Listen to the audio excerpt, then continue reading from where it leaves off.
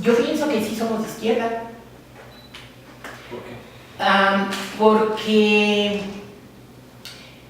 estamos todo en contra de este neoliberalismo que hay en el país, esta manera de explotación, porque eso es realmente lo que el gobierno tiene en contra de la clase trabajadora.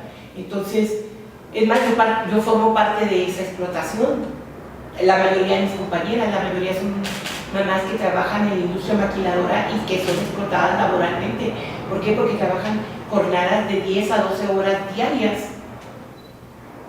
¿Sí? Entonces, con unos salarios que dan risa. Porque aun cuando se supone que Ciudad Juárez tiene uno de los salarios altos, ganan 500 pesos a la semana por trabajar 10 horas diarias. Si eso no le llamas explotación, yo no sé.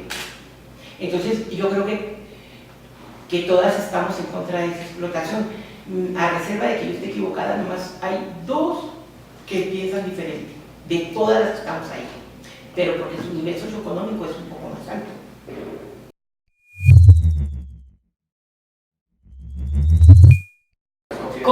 ¿Cómo nos describen nuestros aliados? Nuestros aliados nos describen como radicales anarquistas. ¿Por qué? Porque todavía muchas de nosotras reaccionamos por impulso. Sobre todo yo soy una de ellas. Entonces a mí me tienen que amarrar con un lacito para detenerme. Si yo considero en ese momento que para... Vaya, te voy a platicar una experiencia de hace, yo creo, un año. Me mandaron a mí a un taller que nos financió a un curso de 3 días. Y el que nos estaba financiando era nuestra financiadora principal, y me mandan al taller. Entonces, yo hice hasta lo imposible por poder ser yo la que fuera, porque sabía que iba Peña Nieto. Cuando Peña Nieto entró, y ellos ya sabían que yo estaba ahí, entonces yo estoy de este lado y él entra por el otro lado, y todas las son sillas. Pero a la salida, el señor iba a salir por donde yo estaba. Entonces yo llevaba un escrito y pedí que me acercaran. Primero me acerqué a las de la plana mayor que estaban en medio adelante. Entonces ellas le hablaron a su estado mayor. Entonces el jefe del estado mayor me dijo: sí, ahorita que vaya a pasar, cuando ya se vaya va a salir por acá. Sí, nosotros lo acercamos. ¿Tú crees que lo hicieron? Sí, venía yo, donde haz de cuenta que yo estoy aquí, él viene saludando por aquí, 3 hileras antes, lo voltean y empieza a saludar del otro lado. Ya para quitarme exactamente donde yo estaba. Lo que ellos no pensaron era que era lo que iba a hacer yo, y con el bozarrón que tengo. Entonces, yo le grité primero muy educadamente: señor presidente, señor presidente. El señor presidente no me peló. Entonces, cuando yo me hizo enojar, le grité: Enrique Peña Nieto, te habla la madre de una joven asesinada, ¿vas a venir o tengo que brincarme hasta donde estás tú? Y se devolvió. Esa es una de las... Un día estábamos enojadas, nos acababan de hacer una de sus trastadas, le acababan de decir a la señora Catalina que su hija la habían asesinado porque sabía demasiado, entonces por lo tanto el gobierno no tenía por qué apoyarla, dándole a entender que la hija era narcotraficante. Entonces yo estaba muy enojada y le dije a la directora: ¿y tú cómo sabes que era narcotraficante? ¿Ya se lo comprobaron? ¿Ya tienen pruebas? Porque ahorita nomás es la pura versión del que fue dijo, yo dije, y aquel otro que dijo, pero nadie ha dicho traía droga, traía esto, entonces no se lo ha comprobado. Entonces estábamos alegría, en esas estábamos, me hice enojar, me hicieron enojar y tomamos el instituto. Y habíamos como 40 mamás ese día en el instituto, yo nomás empecé de una en una. ¿Y lo vamos a hacer? Lo vamos a hacer. Llegué, aventé al policía para afuera, cerré las puertas. O sea, ese tipo de cosas. Por eso es que nos dicen radicales de repente, por eso nos dicen que somos pero no. La postura de nosotros sí es en contra del gobierno, pero nos sentamos con el gobierno porque sabemos que no le podemos exigir justicia ni a la vecina ni a la otra vecina, se la tenemos que exigir al gobierno. Entonces, aun cuando estamos en contra del gobierno y hacemos muchas cosas en contra del gobierno, como ponerlos en huelga de hambre, hacerles plantones, marchas, protestas, también nos sentamos a dialogar con el gobierno, que de repente nos levantamos y nos vamos enojadas de la mesa y ahí nos dejamos, sí es cierto, pero estamos conscientes de que con quien tenemos que dialogar para resolver los casos es con el gobierno.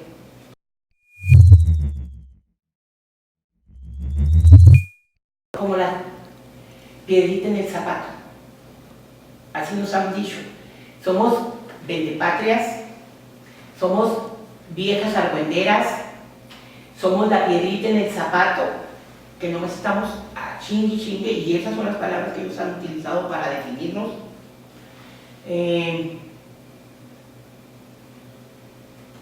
Dejar de qué otra manera nos han llamado.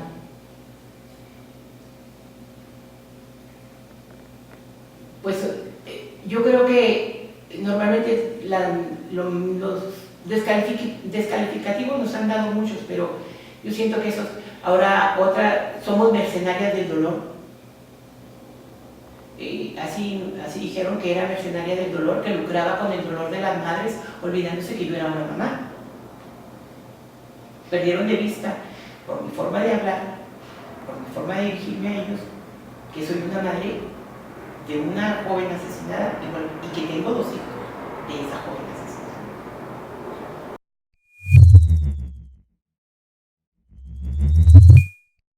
Híjole. Bueno, yo creo que las más graves han sido las amenazas que hemos recibido por parte del gobierno. En un principio creo que nos fortalecieron, porque el que nos anduvieran siguiendo ministeriales, el que entraran a la escuela y simularan vandalismo en el salón de clases donde yo trabajaba, hizo que nosotras fuéramos más precavidas y nos uniéramos entre nosotras. Pero en el 2001 la situación cambió. O sea, la situación cambió de ser amenazas a ser hechos directos, hechos contundentes. Entonces, yo creo que ahí la crisis para nuestras hijas fue una crisis muy dura, que ahorita está tratando de superar todavía. ¿Por qué? Porque las cabezas salimos de la ciudad. A raíz de que queman la casa de mi madre, que era donde vivía mi hija Malú sale corriendo, van y le plantan unas mantas en el trabajo a Marisela, en donde le dicen que, así literal, que le iba a cargar la chingada si nos seguía apoyando a nosotras. Marisela sale corriendo y pide asilo político a Estados Unidos, y finalmente a mí en Ciudad Juárez me dan 5 balazos, pues que me hacen salir corriendo de la ciudad. A lo mejor porque me agarraron anestesiada, estaba todavía medio drogada, ¿verdad? Y acepté que se sacaran a mis hijos para evitar que estuvieran en riesgo. A lo mejor, no sé, sí, eso nos hizo salir corriendo a todas en ese momento. ¿Por qué? Porque el miedo era más. No sabíamos de dónde venían, estaban viniendo las cosas. Cuando eran agentes del Estado, sabíamos que eran sus agentes y que nosotros los teníamos plenamente identificados. En estas agresiones no supimos de dónde venían, porque por ejemplo yo vi a mi agresor, pero no era ningún ministerial, y menos mal, porque si hubiera sido un ministerial ese no me deja viva. Sí, a pesar de que los balazos iban con toda la intención de matarme, finalmente no se logró el objetivo, porque el primer balazo se me quedó alojado a 10 grados del corazón. Entonces, mi miedo era mucho, y más que le fueran a hacer algo a mis nietos. Entonces yo acepté que los sacaran de la ciudad y corrí a refugiarme con ellos cuando ya estuve en condiciones de salir. Entonces, nos ha costado mucho trabajo como organización volver a estructurarla, porque es difícil trabajar a la distancia. nuestra página web sigue estando al día, sigue siendo actualizada, se sigue trabajando en ella. Finalmente, las noticias de lo que sucede en Juárez también llegan por los medios, entonces es fácil rescatar y armarlo.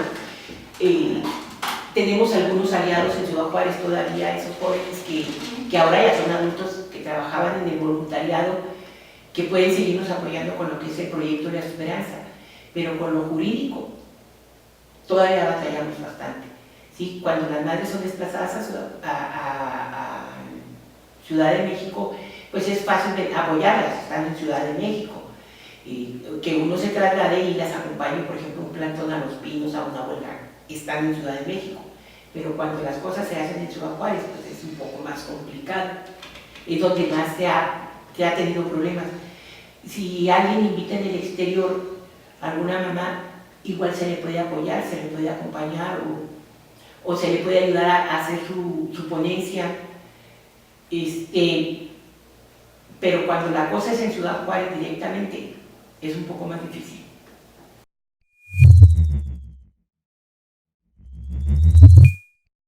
Bueno, mira, yo creo que el logro más importante fue la sentencia de campo algodonero. ¿Sí? ¿Por qué? Porque se le obligó al Estado a reconocer que tenía un problema. Se le obligó al Estado se le dictaron 24 resolutivos para tratar de mediar con lo que estaba sucediendo. Yo creo que nomás han paliado, pero ya es algo. Se logró que se tipificara el feminicidio a raíz de la sentencia de campo. Entonces yo creo que esos son logros muy importantes y que se van a quedar para toda una vida. Hemos logrado rescatar 4 niñas con vida como organización, entonces yo creo que nada más ese hecho, ha valido la pena. Sabemos quién asesinó a mi hija, tenemos las pruebas para demostrar que sí hay asesinos seriales en Ciudad Juárez. Todavía no logramos que se detengan, entonces para mí eso es algo que todavía está ahí, que aun cuando se sepa. Entonces yo creo que independientemente de eso, ya es un logro para la lucha.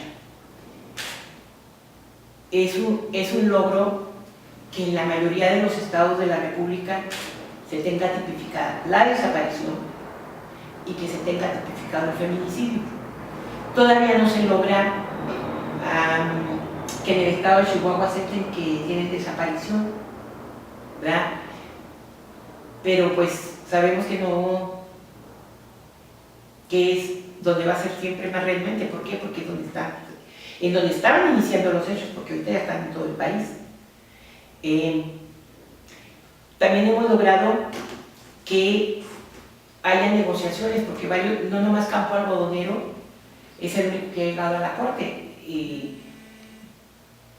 En la comisión se han llegado otros 3 casos. De esos 3, uno de ellos ya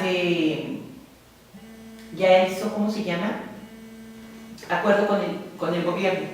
Estamos con 2 pendientes, el mío ya está en la Comisión Interamericana y estamos en espera del artículo de fondo para ir a la corte. Entonces, yo creo que esos son logros de la lucha.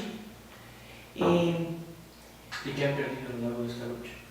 Que hemos perdido mucho también.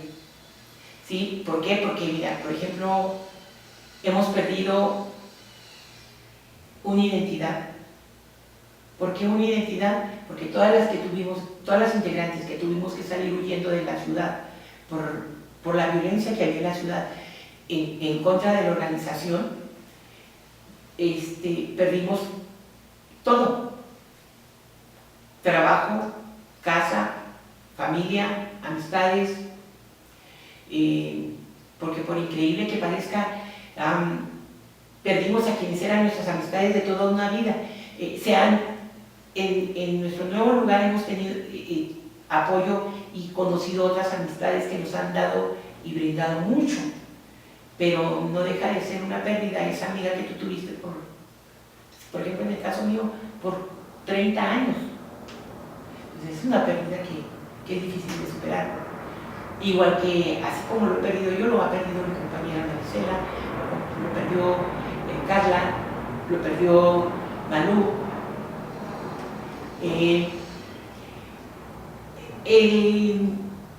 ¿Qué podría decir? El desprestigio que el gobierno trató de hacer, pues finalmente no lo logró. No lo logró. En el caso mío, tuvo que reconocer que lo que yo había recibido eran atentados. Entonces, trató de manchar la imagen.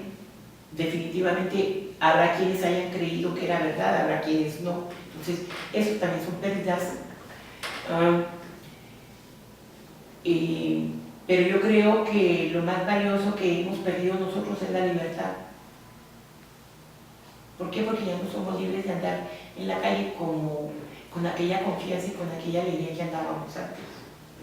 ¿Sí? Y en sí, nuestra lucha inicia a partir de una pérdida, la pérdida de la vida de nuestras hijas.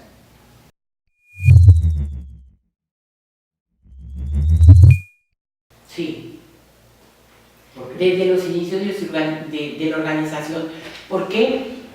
Bueno, mira, el trabajo que se ha hecho ha sido muy fuerte, ¿sí? Y ha sido, yo creo que mucho tiene que ver la página web, pero hemos tenido impacto a nivel internacional. Vaya, incluso si se meten a buscar un poquito allá en la página, verían los logros que la organización ha obtenido. Mira, hemos recibido alrededor de 12 reconocimientos de España, uno de Francia, 3 de Italia, uno de Inglaterra, uno de Alemania. He participado en foros en la India, en Sri Lanka, en Colombia. De hecho, estoy por ir a Colombia ahora el día 1 y el día 2 a un foro a la Universidad de Colombia. Hemos ido a Chile, a Argentina, a Estados Unidos, a Finlandia, a Suiza, a Holanda. Creo que hemos andado en bastantes partes.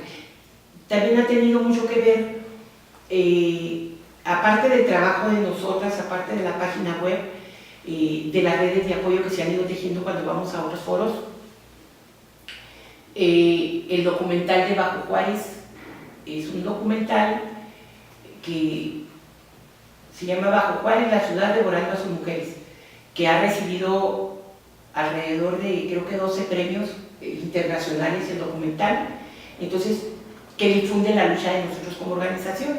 Entonces creo que también eso ha ayudado mucho a que el impacto de la organización tenga mucho que ver con el exterior y muy poco con el interior. ¿Y cómo ha sido este impacto internacional? Bueno, mira, desde apoyos económicos con fundaciones como OAK, los Países Bajos, la Unión Europea, el hecho de los pronunciamientos que ha hecho la ONU en Ginebra, eso ha hecho que el impacto sea un impacto fuerte. ¿Sí? No sabría medírtelo en cuanto a... pero a raíz de la sentencia de Campo Algodonero, que fue un caso que se litigó en la corte a través de nuestras hijas de regreso a casa, porque eran los abogados de la organización quien lo estaban llevando. Yo creo que eso fue lo que todavía causó un impacto más fuerte. Ahora, cuando se habla de feminicidio, siempre el referente es la sentencia de Campo. Entonces eso es a nivel internacional. De hecho, es el viaje que voy a hacer ahora a Colombia. No voy como nuestras hijas de regreso a casa, sin embargo voy a hablar sobre Campo Algodonero. ¿Y cómo logran que su organización sea visibilizada por la sociedad y por su empresario? Bueno, mira, la organización hicimos que nuestro adversario la viera a fuerza de plantones, de marchas, de denuncias, públicas a través de los medios de comunicación. Y cierto es que nos llevamos algunos frentazos, ¿verdad? Algunos medios de comunicación que completamente a favor del gobierno, pero ¿cómo puedes estar a favor de algo que priva de la vida a alguien más bien? ¿Sí? Es imposible que la ciudadanía se ponga a favor del gobierno cuando lo que le estás diciendo es: a ver, te están quitando a las mujeres, te las están asesinando. Entonces, por fuerza, el oír hablar a un niño que dice: ¿en dónde estás, mamá? ¿En dónde está mi mamá? Dime dónde está mi mamá, exigiéndole al gobernador. O una niña de 6 años que le dice al gobernador en su cara, delante de todos los medios de comunicación: para ustedes, nosotros las mujeres valemos un cacahuate. No necesitamos decir absolutamente nada para que en la sociedad se forme un impacto al escuchar a una niña decir una cosa de esa. ¿Cómo puede ser posible que una niña de 6 años tenga la conciencia social ya de saber que para el Estado, para el gobierno, las mujeres no valemos? ¿Por qué? Porque es su vida. Entonces, la sociedad quiere hacer que no se impacte al escuchar a una niña decir eso.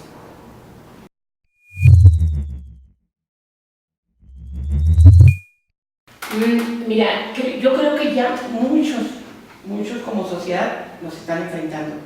Normalmente nuestro derecho a la protesta era eso, un derecho, y ahorita nos lo están restringiendo. El gobierno inmediatamente manda a infiltrar gente para poder deshacer las marchas. Mira, una de las marchas más grandes que me había tocado ver a mí era cuando convocaban para apoyar a los de Ayotzinapa. Y sin embargo, esta marcha ha ido menguando. ¿Por qué? Porque el gobierno se ha encargado de que cada que van detiene a algunos de los participantes, acusándolos hasta de cargar armas que debe deportar nomás el gobierno. Entonces, esto inhibe la participación de los ciudadanos. Entonces, ¿qué es lo que nosotros vemos? Mayores violaciones a nuestros derechos humanos. ¿Sí? El hecho de que estén creando una nueva ley, porque ahorita está en el Senado una nueva ley acerca de la libertad de expresión y el derecho a réplica, si llega a quedarse como ellos la están proponiendo ahorita, nosotros no vamos a tener ningún derecho a que si el gobierno dice que tú eres asesino, eres asesino.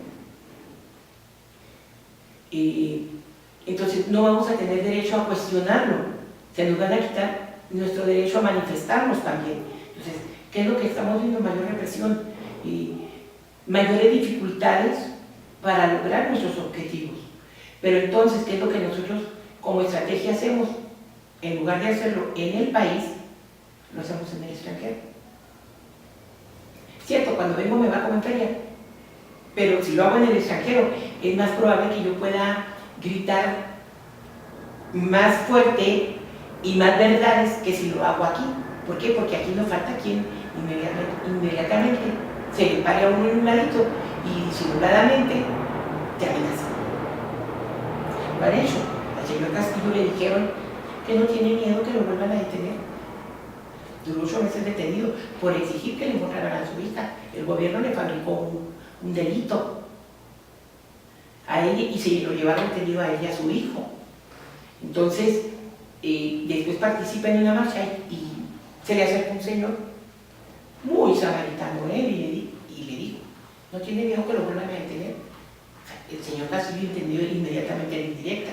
Pues, ¿qué fue lo que hizo? Cobijarse con las otras familias que iban. Entonces, como organización generamos estrategias de apoyo o de medidas de seguridad para nosotros mismos. Ahora sí estamos empezando a valorar los riesgos. Antes no los valorábamos. Hasta yo, que era de las más atrabancadas, empiezo a valorar riesgos. Antes de aceptar un caso, antes de dejarlo ir como burro sin mecate, ahora sí empiezo a hacer, porque antes no lo hacíamos, ahora sí valoramos. Este caso puede estar ligado al crimen organizado, entonces si nosotros lo apoyamos, vamos a echarnos de enemigos al gobierno, pero también al crimen organizado. Entonces, ya decimos ahora sí, sí o no.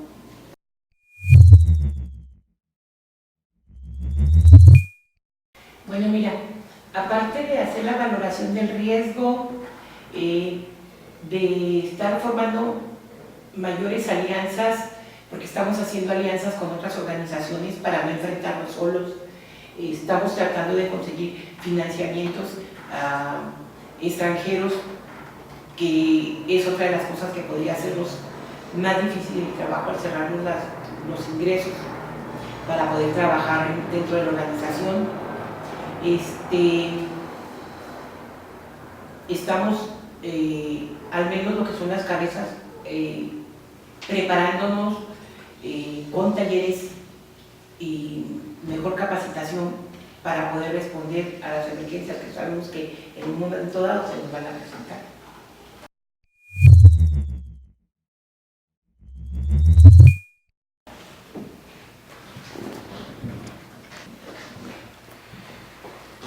A continuación, y para terminar esta entrevista, te voy a enumerar una serie de temas que consideramos se deben discutir por las diferentes fuerzas políticas, organizaciones, intelectuales o aquella persona que luchan por un mejor país.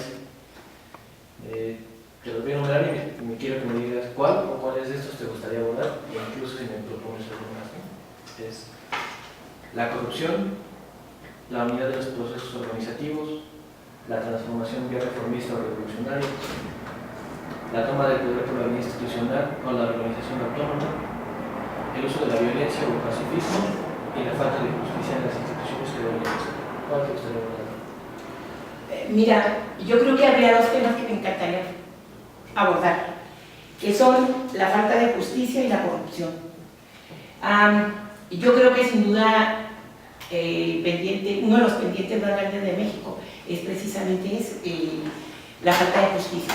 ¿Sí? ¿Por qué? Porque la percepción que tenemos nosotros los ciudadanos o las organizaciones a este respecto yo creo que es fundamental. No tenemos confianza, vaya, ni siquiera en la policía de aquí, que es uno de los problemas más graves. El que no tengamos confianza en las instituciones que imparten la justicia hace que nosotros no vayamos y denunciemos un delito. ¿Por qué no se tiene confianza? Porque su eficiencia y su eficacia en la línea de investigación, en los casos de feminicidio, ha sido nula.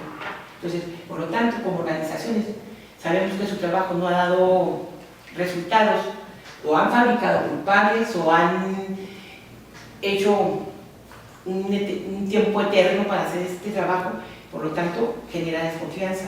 Si tú vas a la Fiscalía de Delitos Sexuales y denuncias un delito de violación, las autoridades, para empezar el Ministerio Público, te pide pruebas a la víctima y utilizan el cuerpo de la víctima de violación como si fuera como el cuerpo del delito, y lo vuelven a agredir al cuerpo. O sea, como si la joven estuviera diciendo me violaron y lo metí. Y llega con el ojo morado, la boca reventada, ¿sí? Yo creo que eso es algo muy importante, que la justicia mexicana, sus leyes son muy bonitas, ¿sí? Muy, muy bonitas. Si tú lees el Código Penal, si tú lees las tipificaciones de los delitos, tú vas a decir, wow, qué avances. Pero en realidad, en la práctica, eso no se ve. ¿Sí? Estamos hablando de que México a nivel mundial es uno de los países que más aporta en dinero. O sea, él invierte, pero lamentablemente no lo invierte en las investigaciones, no lo invierte en un mejor equipo, en un mejor laboratorio, no, lo invierte en pagar salarios a ministros, a pensionados, las pensiones vitalicias de esos ministros, en los escoltas que traen esos ministros ya pensionados. Y cuando aún, hay, ¿cómo se llama este ministro de 50 años? Que está ya pensionado y tiene 50 años y su pensión mensual está arriba de 150,000 pesos mensuales. Cuando un ciudadano común y corriente, lo más que recibe Bueno, vaya, un trabajador de máquina, 1.500 pesos de pensión mensual. Y para poderse pensionar tiene que tener arriba de 60 años de edad. Este ministro tiene 50. Entonces, esas cosas te hacen ver lo que es la corrupción y lo que es esa falta de justicia que como ciudadanos exigimos, ¿sí? Vamos a ver, te platico del caso de mi hija. Desde el 2010 sabemos, con prueba de ADN, que el agresor de Alejandra era hijo, hermano, sobrino, primo, no sé, porque es linaje paterno, de un funcionario de la Procuraduría. Y te estoy hablando del 2010, ya son 6 años y todavía no se le puede detener. Si eso no habla de una justicia que está corrompida, que es ineficaz, que es lenta, entonces podemos hablar de Salinas de Gortari, de Raúl Salinas. Salió exonerado y se le devolvió todo su dinero. ¿Y a qué cargo le dieron al salir? Salió a negociar la venta del petróleo mexicano. Podemos hablar de la Reina del Sur, que es esta reina de belleza que se le acusó de narcotráfico en el 2007 y que salió exonerada también. Usted perdone, usted no es culpable, estaba mal elaborada la investigación y el juez la dejó salir libre. Yo creo que podríamos hablar, por ejemplo, de el Cerillo y la Foca. El Cerillo y la Foca, que son Víctor Uribe y Gustavo, ay, perdón, no me acuerdo el apellido de Gustavo, fueron 2 choferes de ruta acusados del asesinato de las 8 chicas de Campo Algodonero. Y a Gustavo lo mataron, perdón, murió en el penal, después de hacerle una cirugía que él no autorizó, ¿sí? Sin embargo, todos sabíamos que Víctor y Gustavo eran chivos expiatorios. Es más, vaya, el perito de la fiscalía renunció porque lo estaban obligando a fabricar pruebas para acusar a estos 2 choferes. Entonces, ¿qué nos dice eso de la justicia? Que es una justicia corrupta, es una justicia ineficaz, que en muchos casos son misóginos, porque cuando la mujer va y denuncia una violación, a criterio de quien está ahí, decide si le acepta la denuncia o no. Y yo no estoy hablando nomás de un problema en Ciudad Juárez, estoy hablando de un problema a nivel país. Mira, otra de las cosas es, ¿qué percepción tenemos nosotros los ciudadanos de su sistema carcelario? ¿Sí? Para nosotros los ciudadanos, las cárceles son escuelas del crimen, ¿sí? Para nosotros, en lugar de reformar a los reos, los forman, y cuando salen de ahí, salen peor que como entraron. Entonces, yo creo que todo eso es parte de un sistema de justicia que no está funcionando. En el 2008 cambiaron el Código Penal, pero no generaron marcadores para medir qué impacto de veras real estaba teniendo ese nuevo Código Penal. Ahorita apenas 2016, los jueces están empezando a capacitar en ese nuevo Código Penal, cuando ya hace 8 años que se cambió. Ahora,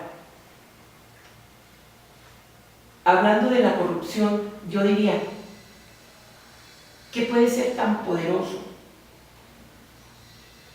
que permita que después de 20 y tantos años de estar asesinando mujeres, desapareciéndolas y encontrando osamentas o parte de su cuerpo nada más, en Ciudad Juárez hace que parezca que tenemos una policía incompetente Tiene, no sé, no sé por qué. que se les ha dado. No, para mí no hay de otra. Todo el mundo dice que negligencia, que omisión, que no. Para mí es corrupción. Yo, poderoso, tengo con qué pagarte, tú te calles. Así de fácil. Hay un caso de un jefe de seguridad que denuncia que habían agarrado a los escoltas del presidente municipal de hace 2 años atrás, de Ciudad Juárez, llevando una chica desnuda, amordazada en la cajuela del vehículo. Como él lo denuncia, la nota salió hoy, a la semana, lo encontraron muerto. Eso, si eso no es corrupción, así con toda la ley, con todas las letras, entonces ¿qué lo es? El fabricar un culpable y después dejarlo libre porque el caso ya estaba en la Comisión Interamericana, entonces que me digan que es corrupción, porque entonces yo no sé exactamente el significado de la palabra.